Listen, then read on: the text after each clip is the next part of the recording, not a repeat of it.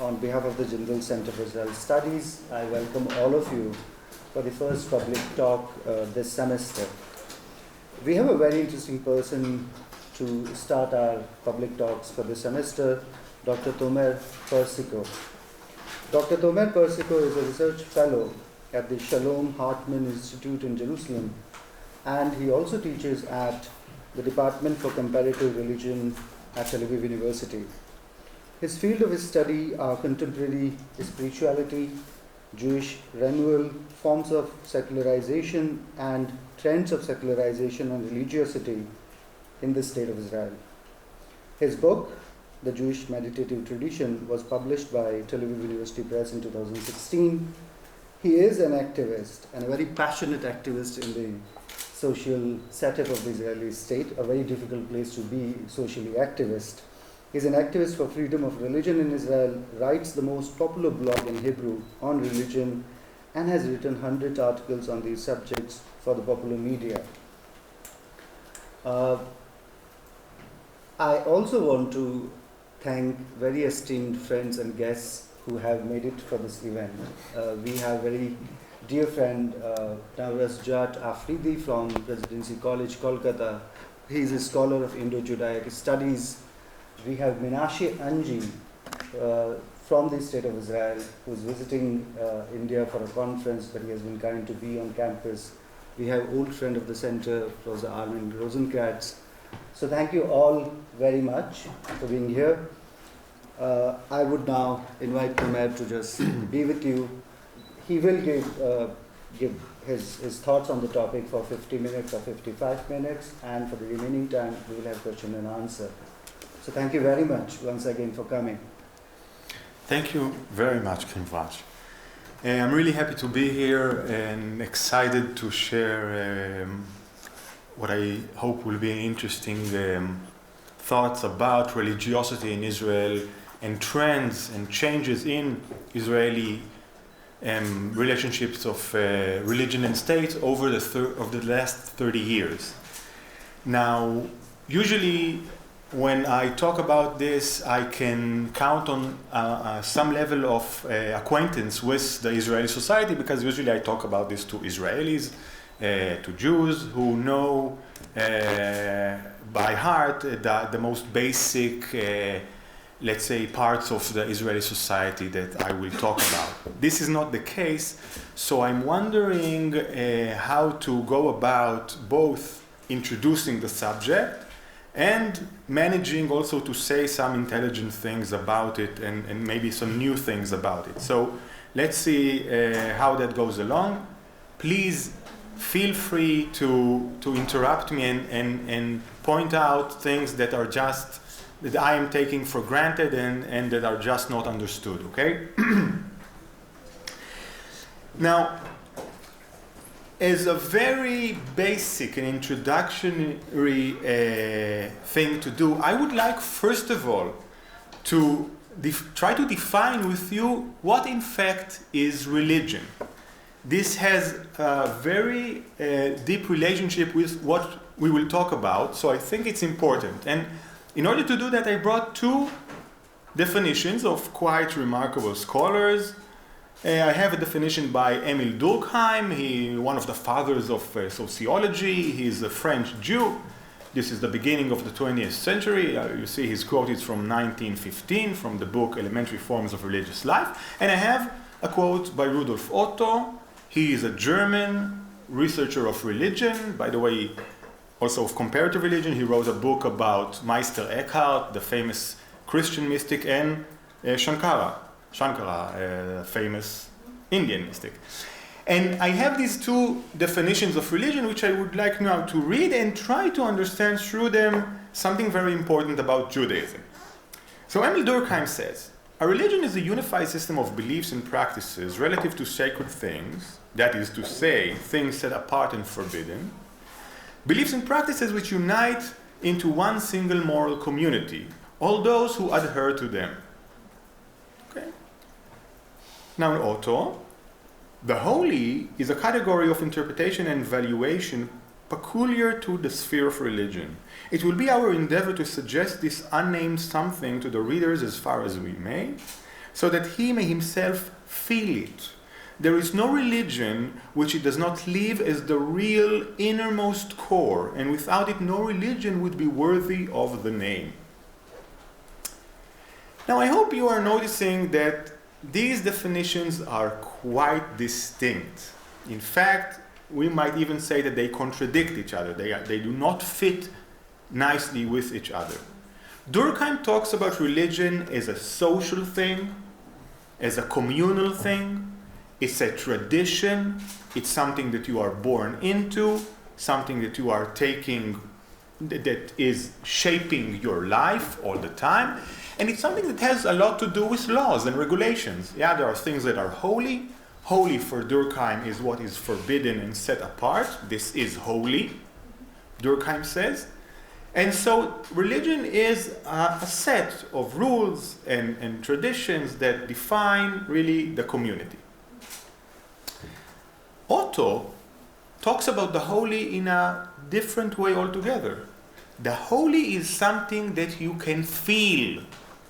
It is an experience. And Otto, in his book, The Idea of the Holy, also at the beginning of the 20th century, he wants us to be able to feel that. This is how he wants us to understand what is holy. Not just to read his book, but to feel what he's talking about. Because the holy is a feeling. And Otto says, the holy is the kernel of every religion on earth. The holy is what makes religion, religion. Without that feeling, without that special experience, yeah, you can have social systems all you want, but that's not religion, Otto would say. So what Otto defines religion, or the way he defines religion, is that it's a very personal, inner, subjective thing. Gone is the Durkheimian definition of a communal, traditional, regulated church, community of religion. Two entirely different things, two entirely different definitions of religion coming up at the beginning of the 20th century. And it's not a coincidence that they are coming up at the beginning of the 20th century. It's because the idea of religion that Otto talks about is getting, in the West at least, more and more popular. And really today, I would say, maybe even a majority of Westerners, Americans, Europeans, and maybe even Israelis, define religion as something that is inside, as an experience, as an intimate connection with the divine, as some energy that you can feel, whatever.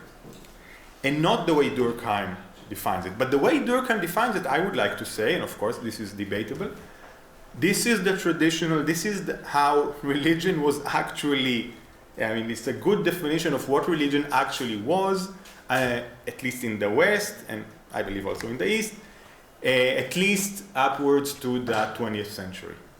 This is the basic structure of religion. It's a communal, traditional set of regulations in relating things that are holy, and I think Durkheim very well defines what is holy as what is forbidden, is what is set apart. By the way, the word kadosh, holy in Hebrew, is what is set apart. This is actually the literal meaning of the word.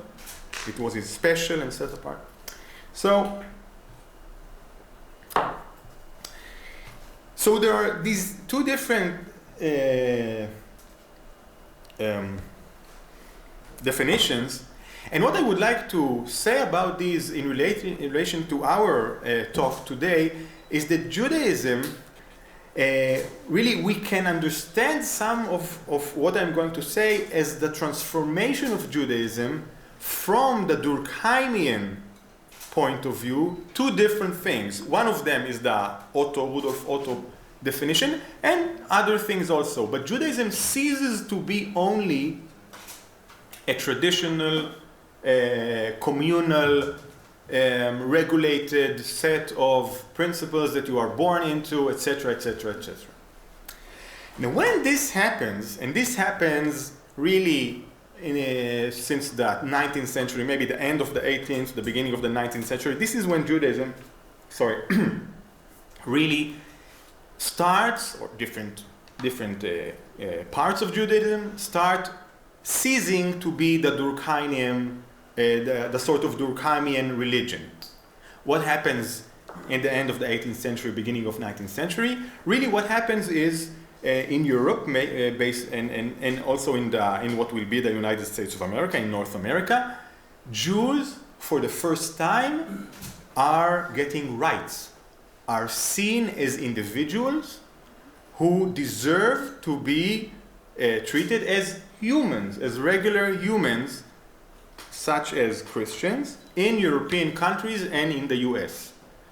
What does that mean? That means, what was before? Before was, this is really, let's say, Europe in the Middle Ages and to the brink of modernity. Jews were an ethnic group.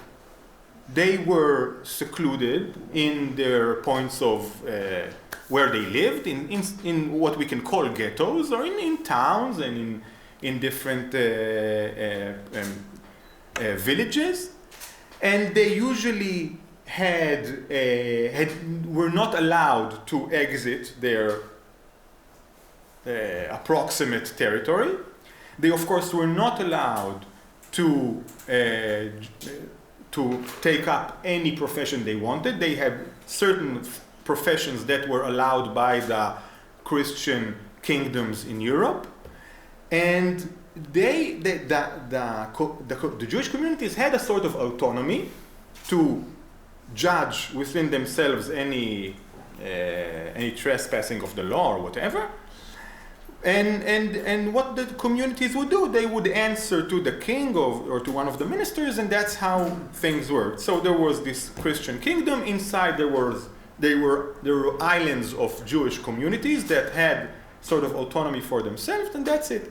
A Jew was a complete identity. You had the place you live, you had your community that you were born into, and you're going to die into that community. You had your tradition, of course, and you were governed on the topmost sphere by the king or the emperor or whatever, the Ottoman Empire, the British Empire, whatever that was.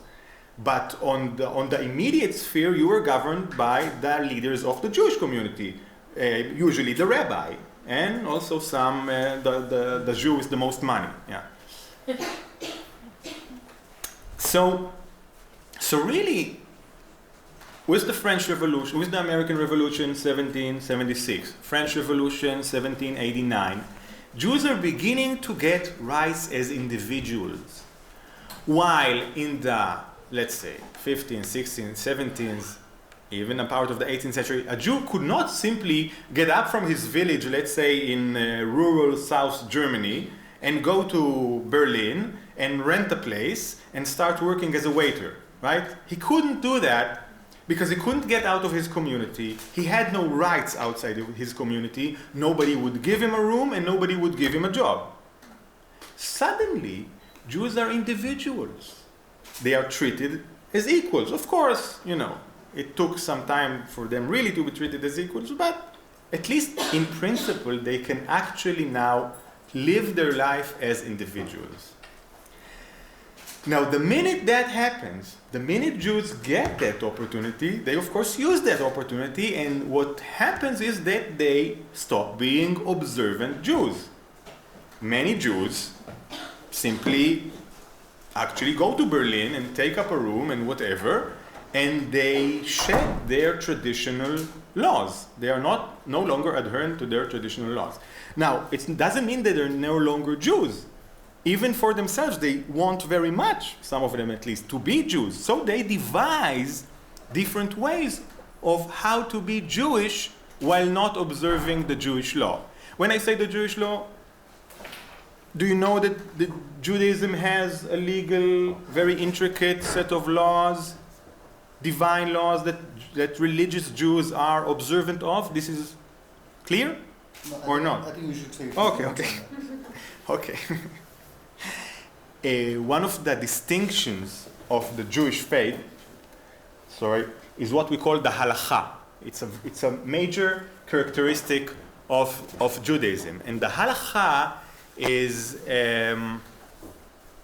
is a very intricate set of laws. It is an interpretation of the biblical law, and it is an interpretation that very intentionally makes the law very sort of specific. Okay?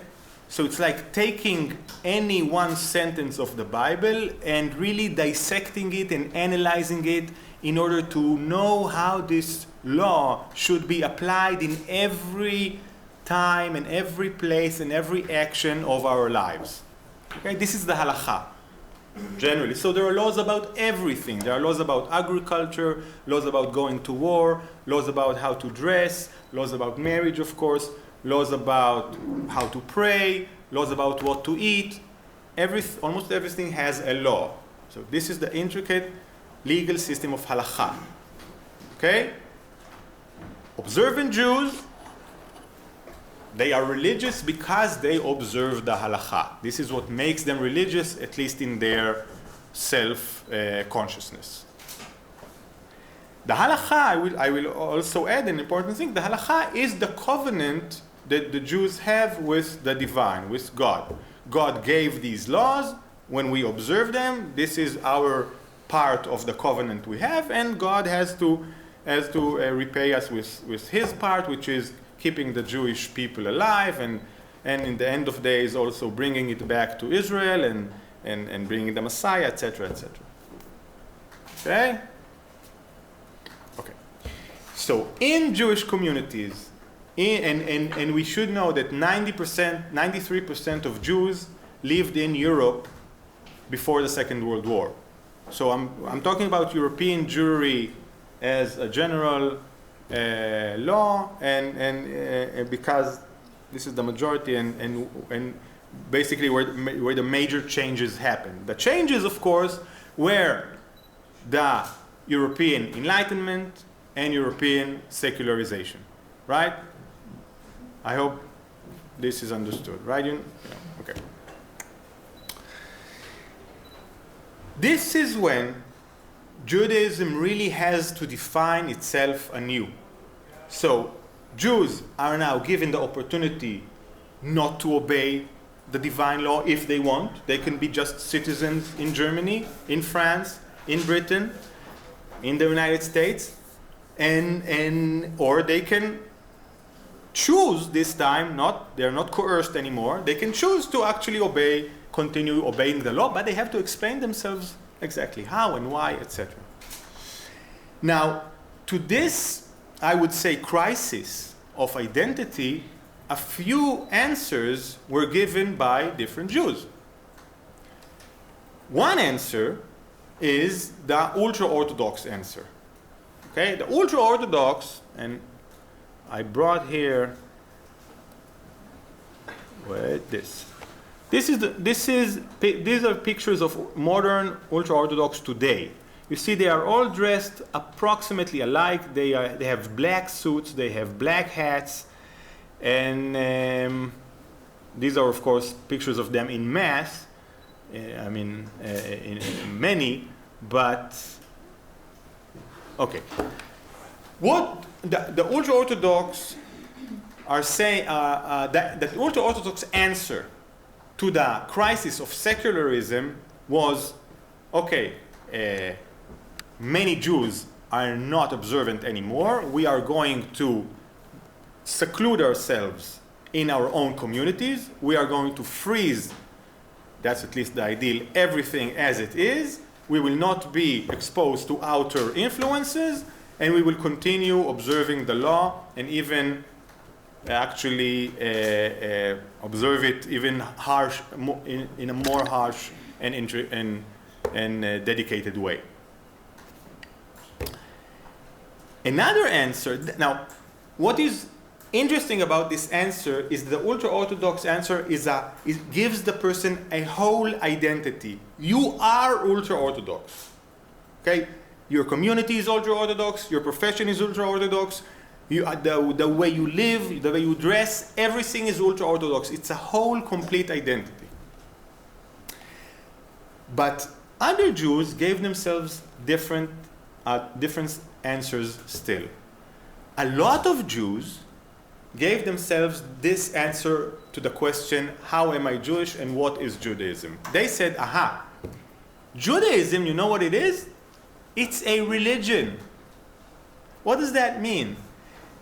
Really, they had taken the Christian model of religion and applied it to Judaism. Religion here means the part of life in which you connect to God.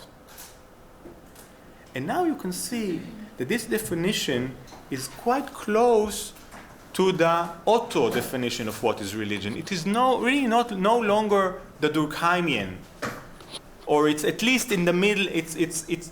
It came closer to the, or it came middle way between the Durkheimian and the Otto-ish definition of religion. Am I understood? They are saying we are no longer Jews as an ethnic group living inside Christian majority, but really secluded, in our own ghettos. We are no longer that. I am a Jew, meaning my religion is Jewish, but my other parts of my life, I'm German, or I'm British, or I'm French. So that's when Jews said, I am a German of Jewish faith. I am a British subject of Jewish faith. Now that's different. You understand how that's different? Than being completely Jewish, being ethnically Jewish. These were Jews that were very patriotically German or French or whatever. First World War, Jews marched in the French army, in the German army, and even fought each other because they were patriotically whatever they were, German or French. Now, this answer of what is Judaism and how am I Jewish was given by quite a few groups of Jews in Europe, by Orthodox Judaism, not ultra-Orthodox, but modern Orthodox Judaism, like Moses Mendelssohn, if you've heard of him. It was given by Reform and Conservative Judaism also. These are Jewish groups who wanted to try to fit the Jewish tradition into modernity, to upgrade it, let's say. It's a bad word, but make it more progressive. Yes, but make it really aligned more with progressive values, with liberal humanist values, really. So that's another answer. And another answer, of course, was given by Zionism. What did Zionism say? Zionism said, well, Judaism really is a nation. It is a people. It is not a religion at all. A religion is just what happens to Judaism when it is in diaspora, when it's not in its homeland, Israel. And that's a problem. We don't want it to be a religion. A religion is a primitive thing. We want to be a nation in our own nation state. So the Zionist answer to what is Judaism was, it's a people, and they deserve their own self-definition in an independent nation state. But you can see that this is another divergence from that traditional ethnic Jewish definition of being in a community, etc., etc., etc. Of course, the Zionists said, well, we're just bringing this back to the original Judaism of King David and the Maccabees and whatever, all sorts of war heroes that had an independent kingdom in the land of Israel in the days of the Bible and after a bit. Okay. So this was a long introduction in order to understand what's happening today in Israel. And this is what's happening. I've brought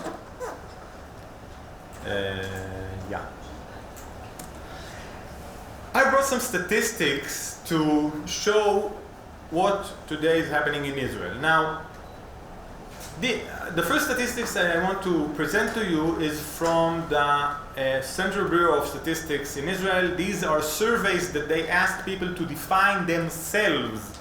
Israeli Jews are going to define themselves. What are they? Are they secular? Are they traditional? Are they religious Zionist? Or are they ultra-Orthodox?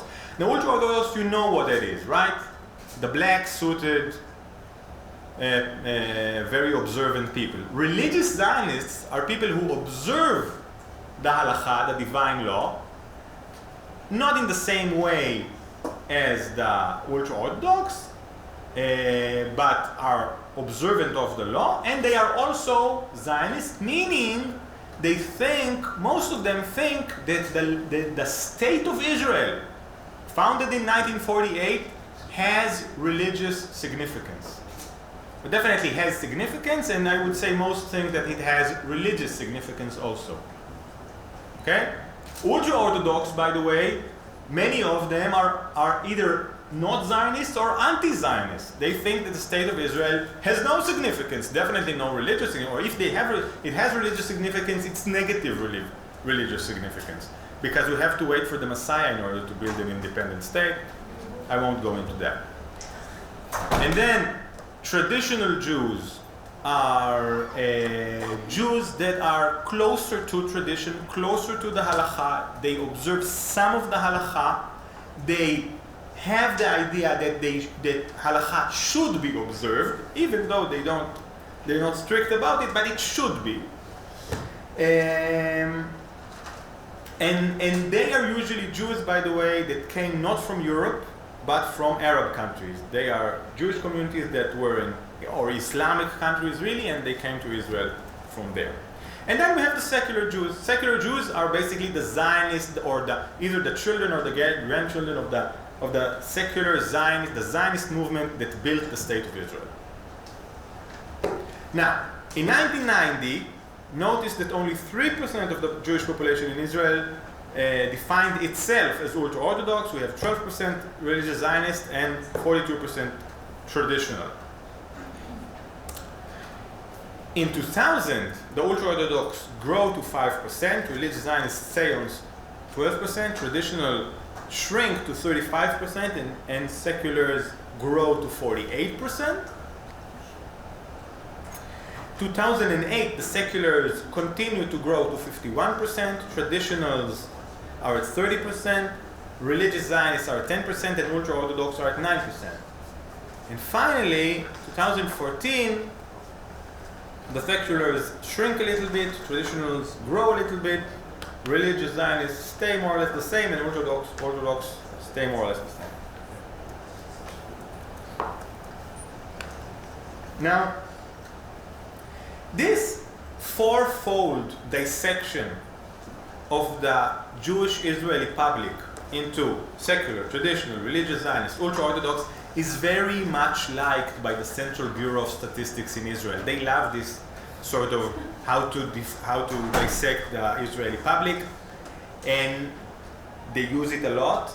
But I would suggest that while this sort of view of the Israeli public was relevant and had something meaningful to say to us until about the 90s, maybe even the 80s, it no longer does. No longer can you actually understand something relevant about the Jewish Israeli population through this dissection. And I would like now to show some other statistics that would make us understand why. Okay, until here, are there any questions? Okay. This is a survey by Gutman Avichai, doesn't really matter, from 2009 that checked Jewish Israelis' beliefs. Okay, these are percentages. 80% believe in God, or there is a God. 80% there is reward for good deeds. 77% there is divine force directing the world. 74% there is punishment for bad deeds. Notice that more people believe that there is reward for good deeds than there is punishment for bad deeds. By the way, this is a global phenomenon. It's everywhere, not just Jews. People believe God is nice, basically. 72% prayer can help one get out of trouble. 67% the Jewish people is the chosen people. 65% the Torah is a divine commandment. 51% believe in the coming of the Messiah, and 34% believe that not observing the halakha endangers the Jewish people. Okay? Now what do these statistics tell us? As for the first belief in God statistic, the 80%, I actually don't make much of it. I don't think it really tells us much. This God here can be virtually anything. It can be a very abstract entity that doesn't have any influence on the way we live or the values that we hold. So I wouldn't give it any thought. But the fact that 72%, let's say, believe that prayer can help one get out of trouble is, I think, significant. That's a lot of people that believe that prayer has power. Now, if you remember our last statistics, a lot of these people have to be defining themselves as secular. Okay? So we have to ask ourselves, why are they defining themselves as secular if they believe, let's say, prayer can help one get out of trouble, or the Torah is a divine commandment, 65%, right? 65% believe. It's an interesting question. Now, a very easy answer to that question, and it's an important answer, I think, is that people define being religious in a different way in Israel than at least in Europe and in the US. I actually don't know how people define it in India, and it's interesting for me to know if someone can say. For an Israeli, to be religious means to act in a certain way, means to observe certain laws. So if I were to be asked, well, not me exactly, but if a normal Israeli was to be asked, are you religious? He would think, am I praying every day? Am I keeping kosher? Am I keeping the Sabbath? If not, he would say, no, I'm not religious. Now this is quite distinct from what Christians would answer, because for Christians, being religious means believing in something. Do I believe in God? Do I believe in Jesus? Etc., etc. So that's one answer. It's an easy answer for this, and it's an important answer, but I think it doesn't catch the whole story. Something else is happening here. And what's happening here is that, again, I would suggest that 40 years ago, 50 years ago, 60 years ago, 70 years ago, when the State of Israel was founded, that answer would have been different. I mean, not 80% would believe in God, and definitely not 72% would believe that prayer gets you out of trouble. Seculars then, the secular group, which was always 40 to 50%, they would say, we do not believe in God, and we definitely don't think prayer has any power. Something has changed. And I will get to that in a bit. Look at these statistics. This is the same survey, and this is about observance of the Jewish halakha. Look how many groups have been found out here. We have the ultra-Orthodox devout, the religious devout, religious largely observant, traditional largely observant, traditional somewhat observant, non-religious somewhat observant, non-religious not observant, and anti-religious. Okay? So the biggest group here is non-religious somewhat observant, which in that the Central Bureau of Statistics survey would be, of course, the secular. Secular, what does it mean to be somewhat observant? Well, they celebrate the holidays, and maybe they fast on Yom Kippur, which is a special and very popular fast in Israel, and maybe they keep a little kosher. That's somewhat observant, yeah? But you have here a lot of different shades of observance, and it gives us a much more intimate knowledge of the Hebrew public. Really, it shows us that what we have is a whole spectrum of relationships with the halakha, with the divine law, and not just for general groups.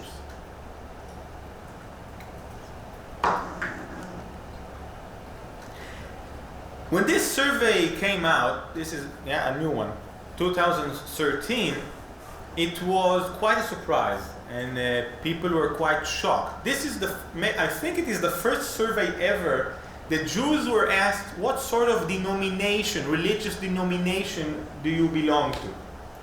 Now, in Israel, we don't really have religious denominations. That's something that American Jews do, and of course Americans in general do, and Europeans.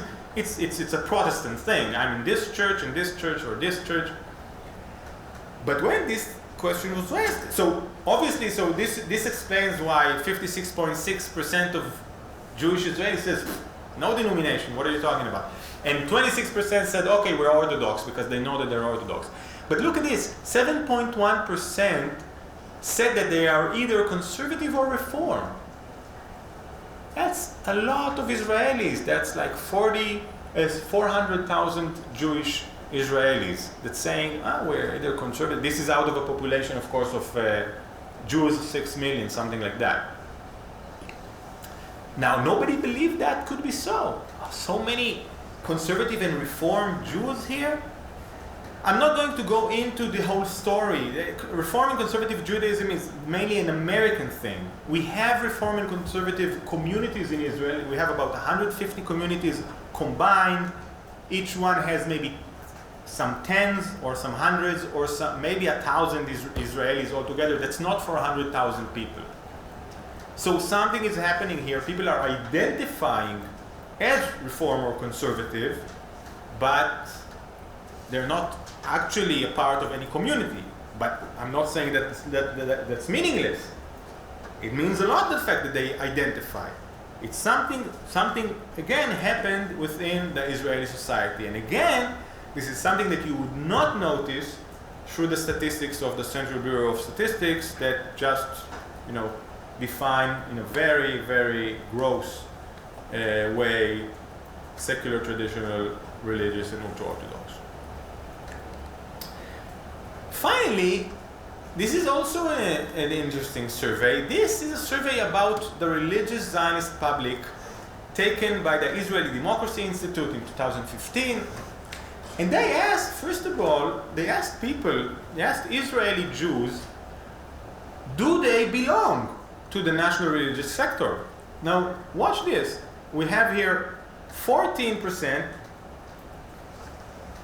that say they are belonging to it significantly, and 8% very significantly. So 22% of Jewish population in Israel say that they belong to the national religious, the religious Zionist sector, significantly at least. Now, if you remember look at this. This survey, here we have only 11% saying that they are national religious. And indeed, it's not like we today have 22% of Israelis wearing a knitted skull cap, observing the Jewish law, observing Sabbath, observing kosher, etc., etc. No. These are again people who are not sociologically religious Zionists, but they are identifying with this identity. Again, something that the Central Bureau of Statistics would miss. Now, I have another section here about the religious status quo, but I think I shouldn't begin with it, and maybe we'll get to it if there's time later. I want to try to understand what really is going on here. And I want to suggest, of course, my opinion about how the Israeli society has become much more divergent and much more, how the borders between different sectors have become much more fluid, really, that the usual definition or dissection of the Israeli society by the Central Bureau of Statistics into secular, traditional, religious, and ultra-Orthodox just doesn't hold. Doesn't tell us anything relevant about Judaism in Israel.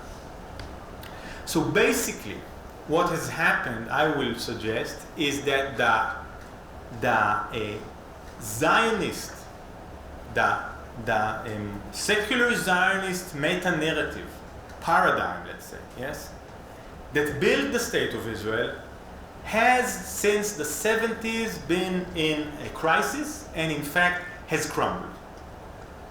So if you remember, these are Jews that defined for themselves Judaism as a nation, as a people, that being a people deserve a homeland, a state, self-definition in a sovereign state.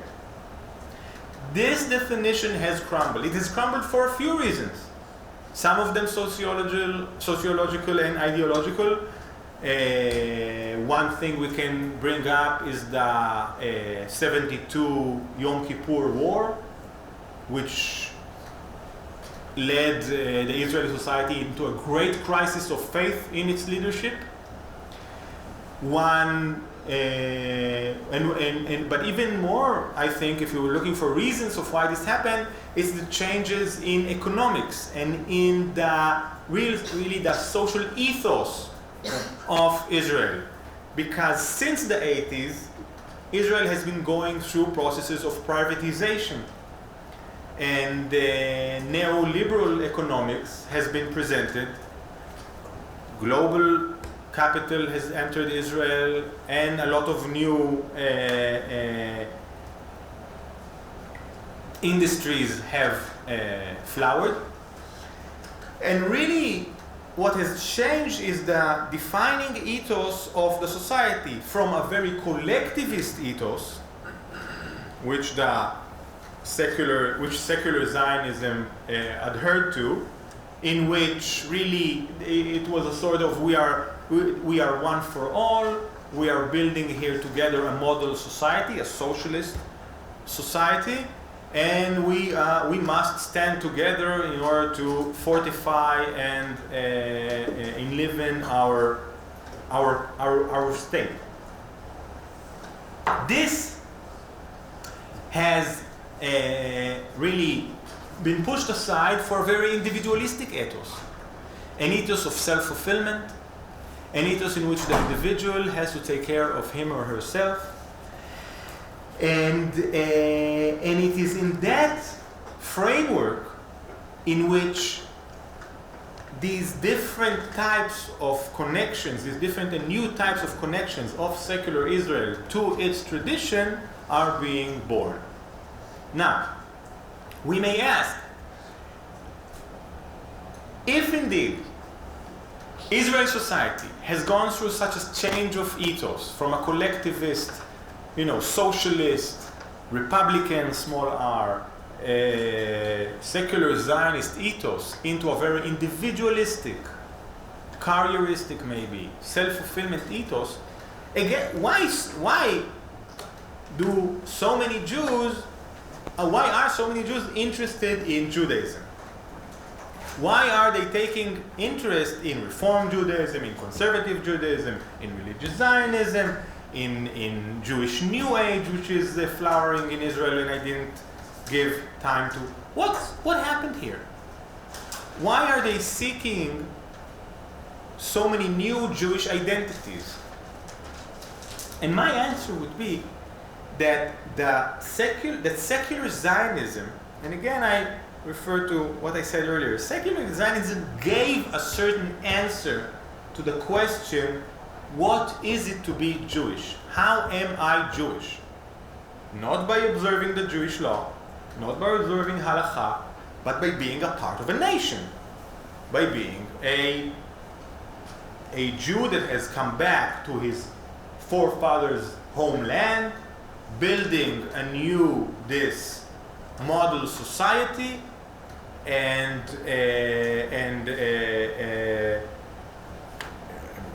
making a desert country into a flowering place. And this is I have some visual aids. This is the model. You see the avant-garde, the worker building the state together with others and fortifying it, etc., etc. Right? anyone here who is an art student can identify the Soviet sort of realistic art. Yeah, this is what we have here. This identity, this Jewish identity, fell apart together with the falling apart of the secular Zionist meta-narrative. It crumbled. And when this crumbled, many Jews in Israel today are seeking a new answer to the question, how am I Jewish? What makes me Jewish? They can no longer say, well, I'm a Zionist and I'm building the country and I'm sort of in sort of a collectivist model, all for one, and we are also defending our motherland, etc., etc., etc. It doesn't work anymore. Now, for a few Jews in Israel, they don't really need an answer to the question, how am I Jewish? They feel they are cosmopolitan, universalist, human beings, citizens of the world, and they don't really need any connection to Judaism. And of course there are people like that. But for most Jews in Israel, they do need this answer. And this is why different Jews are coming up with different answers to the question, how am I Jewish? Now, you may ask, well, if they need an answer, how am I Jewish, why don't they just observe the law? Why don't they become ultra-Orthodox or religious Zionist? We have answers. These guys have answers of how to be Jewish. Well, I would suggest that the reason that most of them do not do it, of course a small minority does do it, but most of them will not do it, is that they have already come out, or they have just come out of a collectivist ethos, and they're not going to put themselves in a collectivistic society deciding for them how to dress and how to act and what to do and how to live. They don't want that. They are individualistic, they want self-fulfillment, and they want their Judaism also to fit them exactly. This is why they will take from Judaism exactly what they want. So they will be either Reform or conservative or religious Zionist without being actually religious Zionist, or they will delve into any Jewish New Age group that there are, and there are many. So that would be my answer, really, to the question, again, why is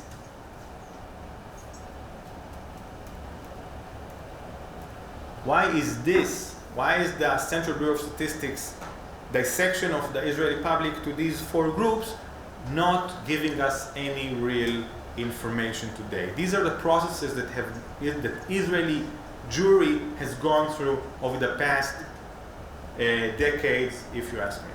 Thank you very much.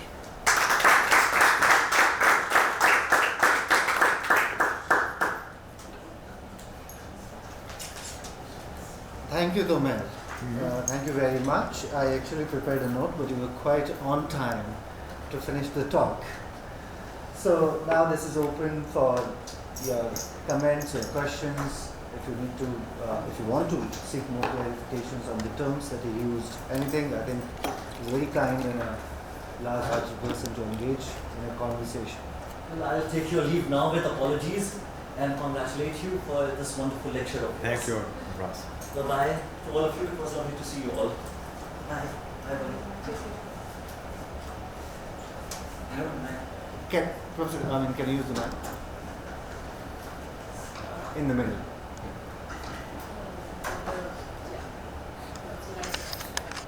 Of Israeli politics by the right wing. And I wonder if you could relate that to what you were talking about. Fantastic question. Along with this very individualistic search for a new Jewish identity that has many answers for it, there is also one answer, also answering the same quest, but it is not individualistic. It is again very collectivistic. It is not returning to some sort of observance of the Jewish law, but it is viewing Judaism as an ethnic group again, but differently. This time it's ethno-nationalism. This identity says, how am I Jewish? Well, I'm Jewish by the fact that I was born Jewish. I was born to a Jewish mother, according to halacha, according to the divine law. That makes me Jewish. And this is the whole sum of my Judaism. Now, how do I prove I'm Jewish? There's a performative act that you have to do in order to prove that you are a real Jew in that way. You prove you're Jewish that way by being very loud about your patriotism and nationalism. And sometimes by saying bad things about those who aren't patriotic enough. This is how you prove that you are a very good Jew in an ethnic way. This is ethno-nationalism. There's a whole wave of ethno-nationalism today in Israel, maybe not in other places too, I don't know, but also in Israel. And it is another Jewish identity that, of course, the right-wing political parties know how to take advantage of. If you look about a person such as Naftali Bennett of the Bayit Yehudi religious Zionist party, he counts a lot about these exact Israelis, these ethno-national Israelis that will vote for his party, even if they are not religious Zionists. They are not observant of the law, but he talks the language of ethno-nationalism, and he counts on that electorate. Okay, so did I answer the question? So please, what didn't I answer? We're talking about a large movement that's larger than Naftali Bennett. We're talking about more than half I of agree. Israelis. What do you mean more than half? The whole right wing? Yeah.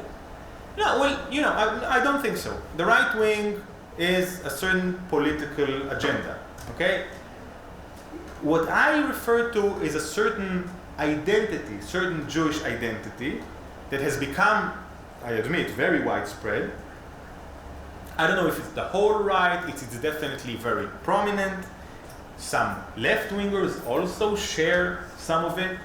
And it's an attitude, really. It's an identity. It's not necessarily a political program. So I would differentiate between these two.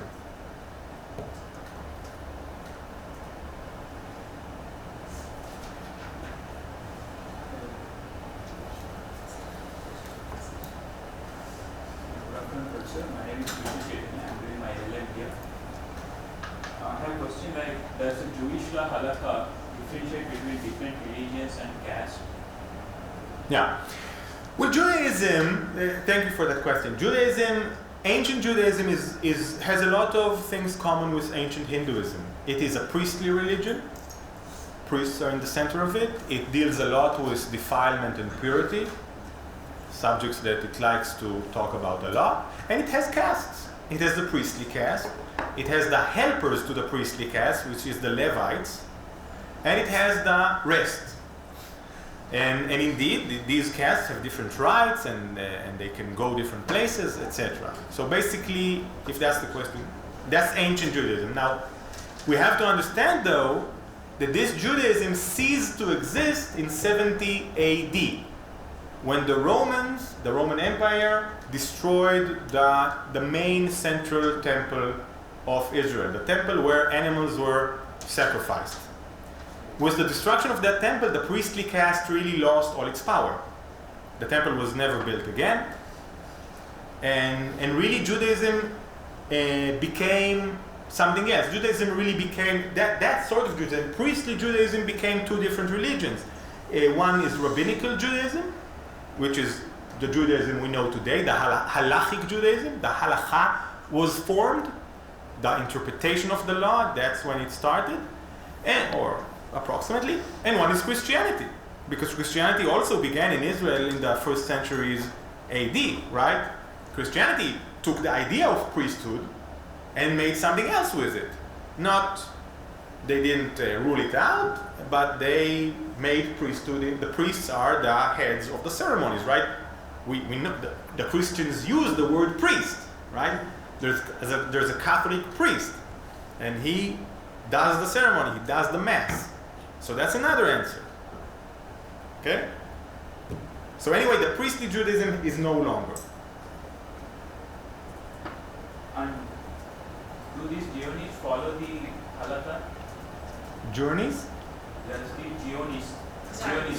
The Zionist. No, the Zionist answer, I said, the Zionist answer to the question, how are we Jewish, is saying, well, Judaism isn't a religion at all. It was, the whole halachic thing, that's just something that was born in exile, in diaspora. It's nothing real. It was maybe good for a while, but we don't need it anymore. We are now returning to our homeland as a people. And as such, we don't need this religious appendage that's just disturbing us. We are a people, we are a nation, and we are building our independent state. That's our Judaism. So that's something else. Yeah, sure.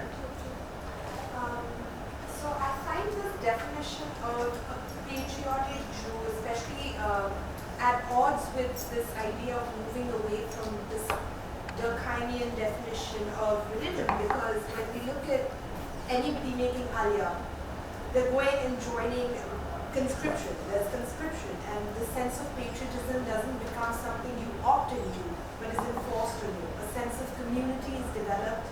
There is this imposition of religion, whether it is with the cooking that's taking place within, just following kosher as a part of being a military personnel. How then is this not going back to the Durkheimian ethos of religion? So it's a good question, and it really brings us to the subject of what Robert Bellah once called civil religion. Okay, so obviously, any nation state is in some sort a Durkheimian church. It has its symbols, it has its holy things. The flag is holy, right? There are certain things we are forbidden to do with the flag, right? And if someone does it, they can get killed for it. And yeah, they are getting. Okay. In Israel, just arrested. So we have the holidays, the Independence Day.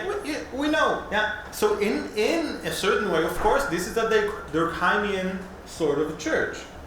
And in Israel, with Judaism, it even intensifies the religious aspect because it uses religious symbolism, definitely. So, if I'm an ethno-national Jew, I will use religious symbolism. I will say that Sabbath is holy, and I would say everything should be kosher. And I'm sure you understand that. I'm sure you can find parallels to what the BJP is doing here. Yeah, if I can talk a word of politics. No, I don't know if I'm allowed to talk politics. And in Israel, you can also see everything that is happening now with the Temple Mount. I don't know how much you've heard in the news about this, but the Temple Mount is today a hot spot of national clash between Israel and the Palestinians. And even religious Jews, Zionist religious, of course, when they talk about that we have to pray on the Temple Mount, we have to go on the Temple Mount, maybe even sacrifice an animal on the Temple Mount, really their talk is nationalistic talk. Because they always will say, we have to enforce our sovereignty over the Temple Mount. We have to put a flag also on the Temple Mount so everybody will know this is ours. The discourse here is I would say even more nationalistic than religious. It uses religious symbolism. Temple Mount is a religious symbol, no doubt about it. But it really is more nationalistic than proper religion. Though I must say, in Judaism, this differentiation is hard to make because the Jews are, as we said before, are an ethnic group, are a sort of a people. And so, of course, it's very easy to hop from one to the other.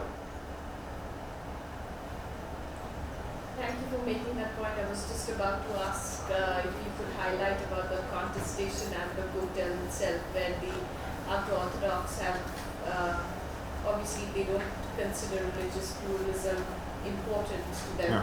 to put it very mildly. And also, if you could talk about the Masorti and the Women of the Wall movement, which is very Okay. important for accessing religious freedom in Israel. Also, if you could talk, and this is the second part, you could talk for the students, how the the Western Wall Agreement happened in Jan 2016, but it is not yet being implemented, and the contestations there. Yeah. Thank you. So what Rohi asked about is a specific case of religion and state tension in Israel. And maybe I should say, first of all, a little bit about religion and state relations in Israel. Israel was, from its very inception, very much connected, or the state gave a lot of power to the chief rabbinate, to this institution, the chief rabbinate, the chief rabbis, who are Orthodox. Okay?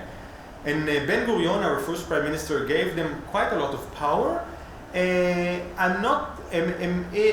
both because he thought they should have this power, he thought they are symbolizing the religious part of Judaism, and they're doing it well, and they have their place, and also because for coalition reasons and pre-state politics, which I will not get into. So religion and state relations in Israel religion has never been separated from state in Israel. Israel has never been defined as a secular state. It has always been defined as a Jewish state, at least internally. And now we're talking about the Kotel. The Kotel, the Wailing Wall, is the only remnant of the old temple that was destroyed in 70 AD, as I said. So it's considered very holy. That's all we have, right? Now the Kotel was conquered / liberated in the 67 war, in the 6-day war. And right after that, prayers began to be held there, and it became really an Orthodox place of prayer. Now the traditional Jewish Orthodox stream, denomination generally, has a minor place for women.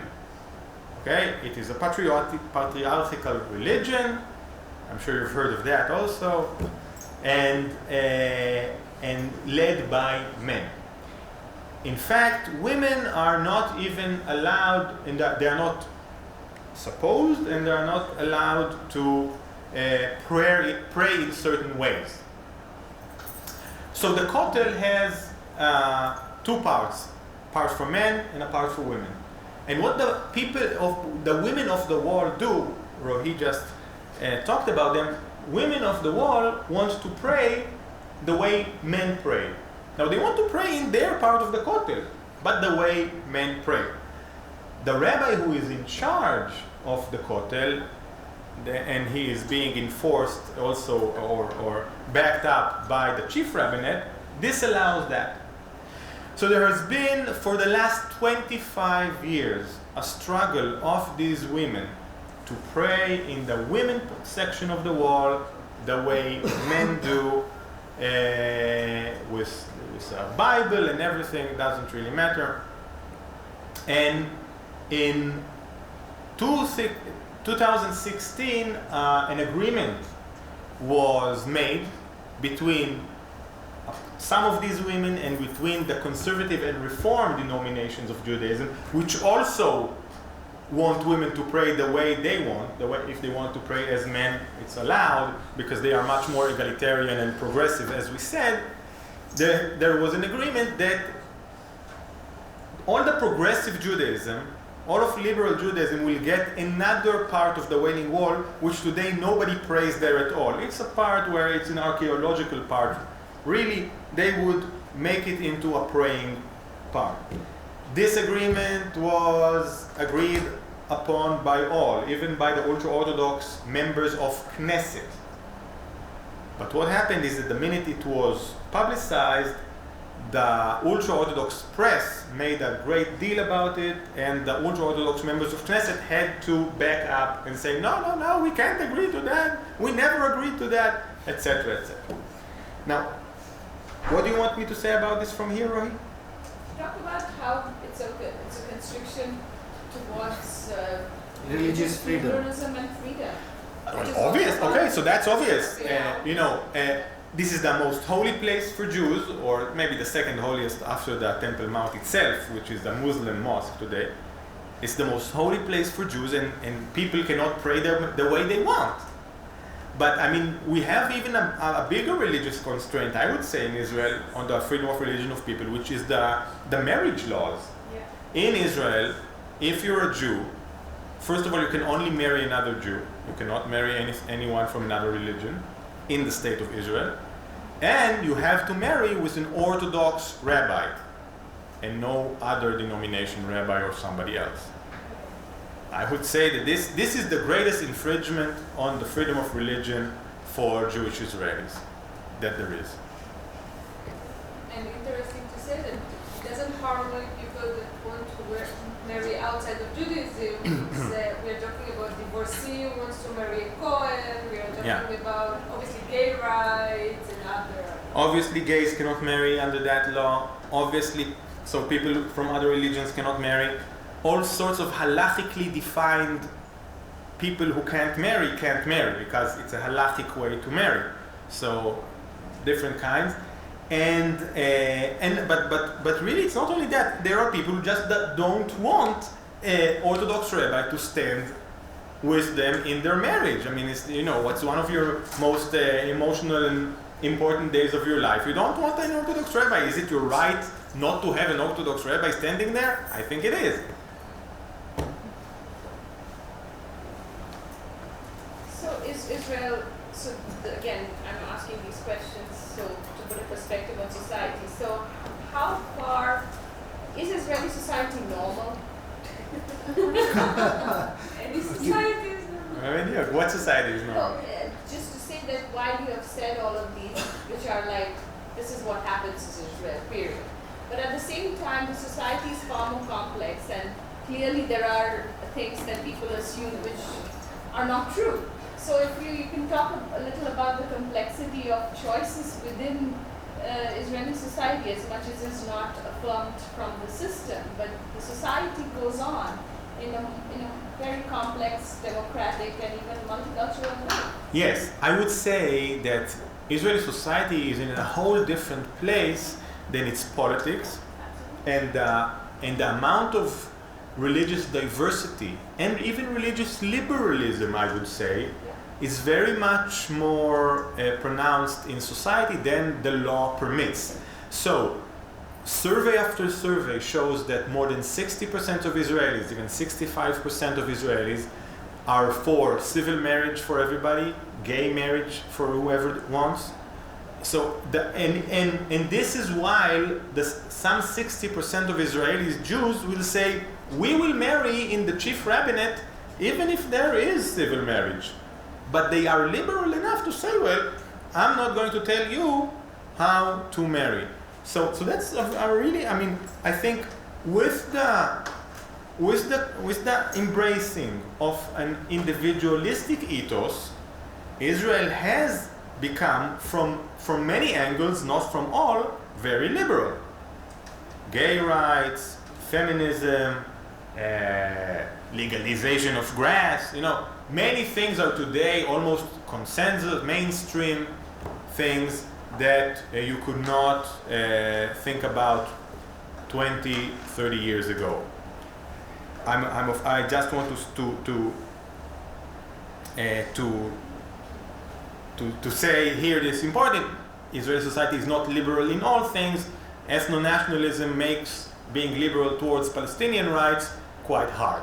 Okay, so we should know that. So after all these discussions, do you think the society still is in transition? Like 5 decades from now, this graph might look. What is your personal opinion? How would this look after 5 decades? I think that if we can look at these groups, the secular, the traditional, the religious Zionist, and the ultra-Orthodox, I think there is not one group here who is not in a crisis of identity. Not one group.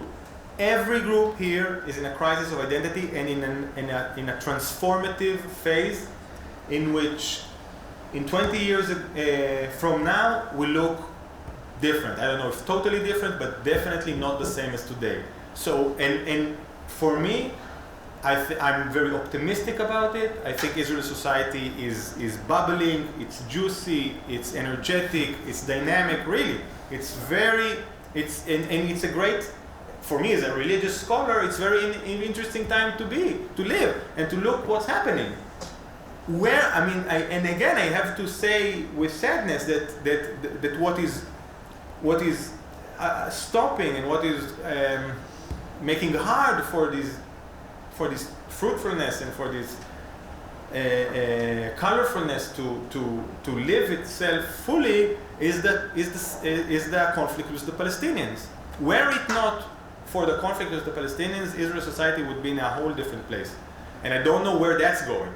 And it could be that will go, I'm not saying it will, I'm saying it could be that will go in a catastrophic direction, and then this flowering will not really blossom. And you have already pointed out that after globalization, Sorry. Again, sorry? Can you say? you already pointed out that after globalization, a sense of individualism has penetrated the society. So, do you think it is almost similar to what happened to the church from ancient ages to like what we see Christianity today? Is it possible that religion might become a synonym for nationality and belief? A synonym for nationality? In respect to the society, like, Orthodox might contain I think what you said is very important. This parallel process you saw in Christianity, but I would say Christianity and the Protestant Revolution, the Reformation, is what made the West so individualistic, and is what in many different ways contributed and actually birthed secularization. And this is what basically shaped our world, the world we live in today. So this is how important that is. And what's happening in Israeli society is just a local parallel to that. Okay? So, did I answer? Yes.